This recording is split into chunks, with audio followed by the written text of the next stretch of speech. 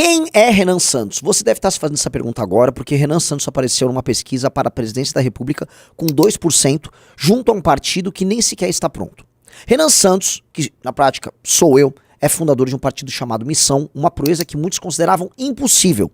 E aí muita gente está curiosa, como pode um rapaz, liderança de um grupo de direita que não é bolsonarista, ter conseguido montar o partido e aparecendo do nada nas pesquisas, sendo que quase ninguém conhece ele? Renan Santos nasceu em São Paulo no dia 14 de fevereiro de 1984, aliás, decora esse número 14, dica. Ele morava no bairro Operário, na Moca, filho de um advogado e uma psicóloga. Era desde cedo um grande aluno na escola e também se interessava curiosamente muito por Fórmula 1, desenhos japoneses e política. Renan era um garoto tímido, relativamente estudioso, mas que tirava boas notas.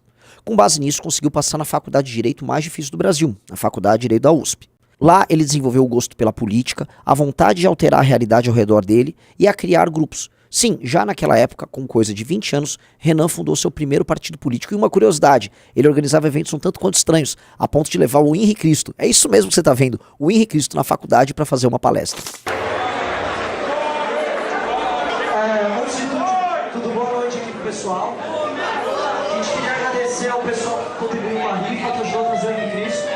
Foi nessa época que Renan tomou inclusive um golpe dos seus colegas no partido que fundou na faculdade. Olha só como a política é cruel. Ele abandonou a faculdade e foi trabalhar junto com seu pai e um grupo de empresários, reconstruindo empresas que estavam indo à falência, no momento que o governo Lula dizia que o Brasil estava às mil maravilhas. Muitos até hoje pesquisam processos envolvendo as empresas que a gente tocava naquela época. Processos que não eram nossos e eram oriundos justamente dos seus sócios antigos, que faliram. A gente levantava a empresa, salvava os empregos das pessoas e tentava manter aquele sonho de pé. Algumas davam certo, algumas não. Mas essa é justamente uma profissão de risco e de trabalho muito duro que ensinou bastante esse cara a se tornar uma pessoa que tinha uma grande capacidade de lidar com pressão. Lidar com pressão de sindicato, lidar com pressão de imprensa e até a pressão moral de conseguir no final do mês obter os recursos para pagar os salários dos fornecedores. Mas eis que chega o governo da Dilma e o que era o sonho do Brasil decolando do Lula se torna um pesadelo. A nova matriz econômica falha, as empresas brasileiras quebram, inclusive as metalúrgicas com as quais o Renan trabalhava começam a ter um desempenho ruim. Não apenas os empregos começam a desaparecer, as pessoas saem das fábricas para as ruas e o Brasil é tomado por grandes manifestações em 2013. E adivinha onde estava esse cara? Nessa mesma época, aos seus 29 anos de idade, esse mesmo Renan descobre uma face muito oculta e muito ruim desse país chamado Brasil. O achaque policial. Policiais tentaram colocar droga na empresa do seu pai, justamente para incriminá-lo e suborná-lo. A questão é que Renan naquele momento disse não, ele deu um basta, e colocando sua própria vida em risco, e até a vida dos seus familiares, ele resolve tomar uma decisão que poucos tomam, ir para cima dos policiais criminosos. Renan não apenas participa de uma operação junto com o Ministério Público e a Corregedoria da Polícia, mas ele prende os policiais corruptos, arranca sua carteira funcional e decide mudar sua vida de uma vez por todas. Iria se dedicar agora não mais às empresas, mas a uma missão muito estranha de tornar esse país muito ingrato com todos nós, um lugar um pouco melhor para se viver. Nessa mesma época, esse Renan, que sou eu, recebe uma medalha, um prêmio do Ministério Público por conta da sua colaboração nesse período. O que dá o tom também de uma parceria estranha que viria nos anos seguintes. Renan funda um movimento chamado Movimento Brasil Livre, junto com alguns dos seus melhores amigos. Esse movimento inicia as maiores manifestações da história do Brasil.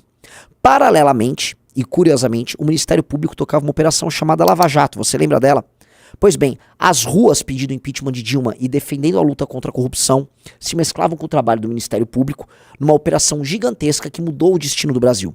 Foi na Operação Lava Jato que a Dilma caiu e foi com as ruas, com a Paulista em manifestação, que o Brasil inteiro se tornou dono de direitos. Sim, percebemos que nós podemos mudar nosso próprio destino usando a nossa força, a nossa voz. E o Movimento Brasil Livre, grupo que esse cara fundou, teve um papel fundamental em tudo isso. Esse Renan viu seus amigos ganharem a eleição, se tornarem deputados, vereadores ao redor do Brasil.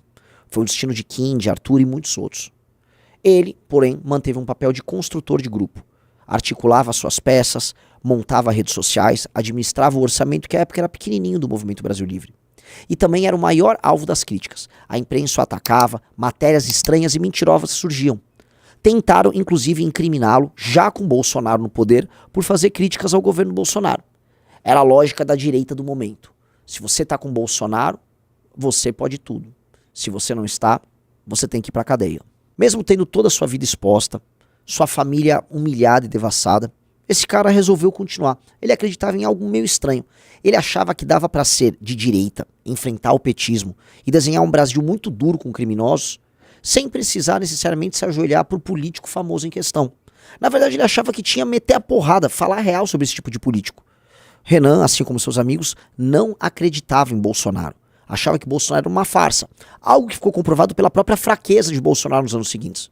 Eles achavam, essa turma muito estranha desse movimento, que você poderia ser de direita e ser honesto, e que você não precisava fazer concessões no seu discurso em nome de um pertencimento falso a um grupo político que te dá voto, mas que te tira a dignidade. Ele foi investigado pela BIM. Ele foi parar na lista de detratores tanto do governo Dilma quanto do governo Bolsonaro. Foi investigado pela Polícia Federal, teve a Polícia Civil no seu encalço e, detalhe, foi absolvido todas as vezes. Havia algo de estranho. Como dizem por aí, o foda é achar. E o Movimento Brasil Livre, assim, cresceu demais. Contra tudo e contra todos, nadando contra a corrente, se tornou um grupo jovem e poderoso. Lançou sua academia de novas lideranças. Criou um clube, que logo se torna um aplicativo Valete Plus.